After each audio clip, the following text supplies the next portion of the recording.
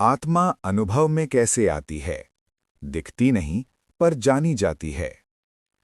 Hello दोस्तों, पिछले video में हमने जाना कि आत्मा क्यों दिखाई नहीं देती।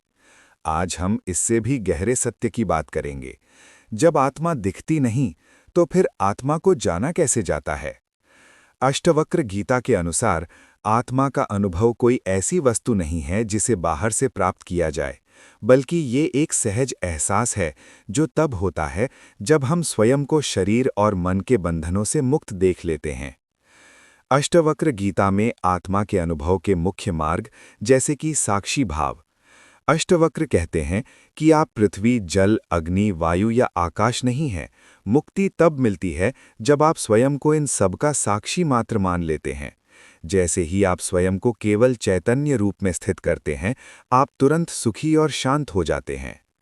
देहाध्यास का त्याग। आत्मा का अनुभव तब होता है जब मैं शरीर हूं का भ्रम समाप्त हो जाता है। अष्टवक्र के अनुसार ये देह पुरानी पोशाक की तरह है, जबकि आत्मा अपरिवर्तनीय और अविनाशी है। दृष्टा और दृश्य का भेद। आत्मा वो दृष्टा है जो सब कुछ देख रहा है, जबकि संसार और विचार दृश्य हैं।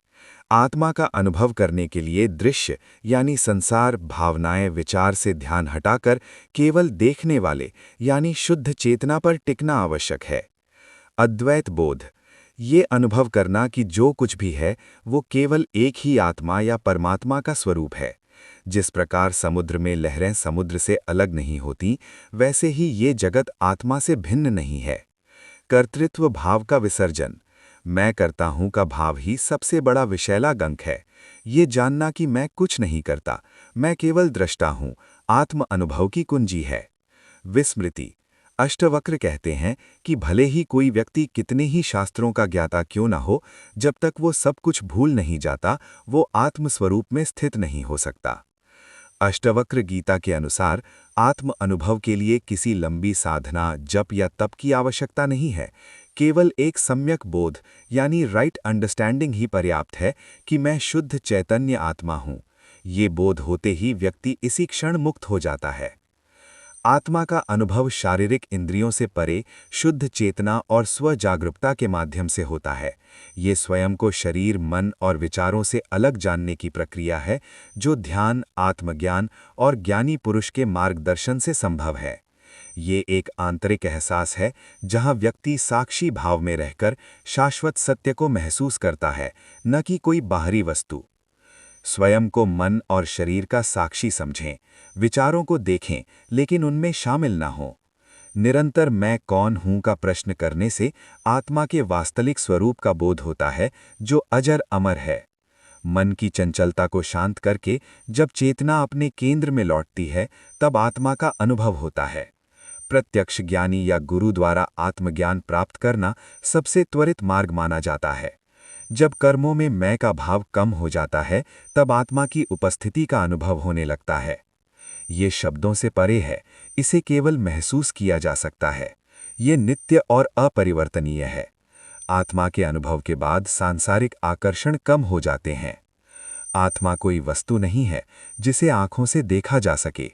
जो दिखता है वो दृश्य है, और आत्मा दृश्य नहीं, दृष्टा है। आंख शरीर को देखती है, मन विचारों को देखता है, पर आंख और मन दोनों को जो जान रहा है वही आत्मा है। इसीलिए शास्त्र कहते हैं, आत्मा देखी नहीं जाती, अनुभव की जाती है। जब मन शांत होता है, जब विचार थोड़ी देर रुकते हैं, जब आप सिर्फ साक्षी बनकर सब देख रहे होते हैं, उस मौन में आप स्वयं को अनुभव करते हैं। आत्मा कोई नई चीज नहीं है जिसे पाना हो। आत्मा तो वही है जो अभी इस आवाज को सुन रहा है। जैसे आंख स्वयं को नहीं देख सकती, पर बिना आंख के कुछ दिखता भी नहीं, वैसे ही आत्मा स्वयं को ऑब्जेक्ट बनाकर नहीं देख सकती, पर उसके बिना कुछ जाना भी नहीं जा सकता। जब खोज बाहर रुकती है और दृष्टि भीतर मुड़ती है, तभी आत्मा का अनुभव होता है। अष्टवक्र जी कहते हैं कि तुम वही हो जो सबको जान रहा है, पर जिसे कोई जान नहीं सकता। बस यहीं से आत्मबोध की यात्रा शुरू होती है। आत्मा दिखाई क्यों नहीं देती, ये जानने के बाद आज हम समझेंगे कि आत्मा का अनुभव कैसे होता है। आत्मा कोई वस्तु नहीं है, वो जानने वाला है। जब मन शांत होता है और हम साक्षी भाव में ठहरते हैं, तभी आत्मा स्वयं को प्रकट करती है। ये वीडियो आत्मबोध की दिशा में एक गहरा और सच्चा मार्ग दिखाता है। अष्टवक्र गीता के ज्ञान पर आधारित ये वीडियो हर साधक के लिए उपयोगी है। अगर वीडियो आपको अच्छा लगा हो तो इसे लाइक करें, शेयर करें और हमारे चैनल से जुड़े रहें। मिलते हैं अगले वीडियो में। जय श्री राधे।